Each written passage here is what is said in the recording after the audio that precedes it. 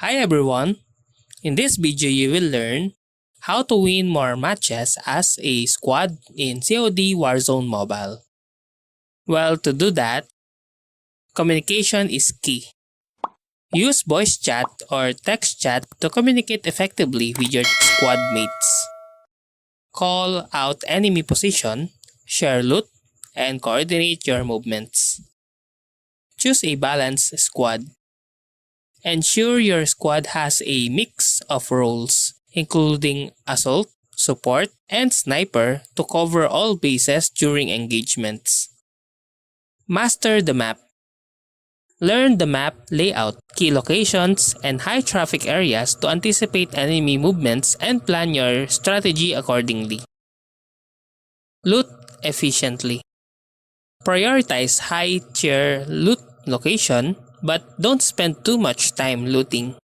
Grab essentials like armor plates, ammo, and cash before moving out. Stick together. Stay close to your squad mates to provide mutual support and increases your chances of survival in firefights. Rotate strategically. Move as a unit and rotate around the map strategically to maintain a tactical advantage over your opponents. Use cover wisely.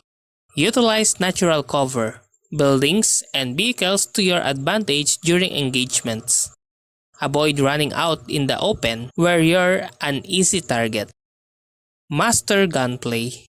Practice your aim and recoil control to become proficient with a variety of weapons.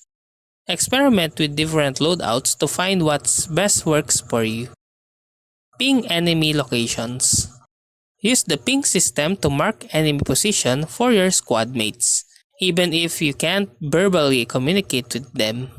Prioritize reviving downed squad mates to keep your team at full strength during engagements. Coordinate the use of kill streaks like airstrikes and UAVs to gain a tactical advantage over your opponents. Manage cash wisely. Pool your squad's cash to purchase UAVs, revive tokens, and other useful items from buying stations. Stay away of the zone. Keep an eye on the gas circle and plan your movement accordingly to avoid getting caught outside the safe zones. And that's how to win more matches as a squad in COD Warzone Mobile.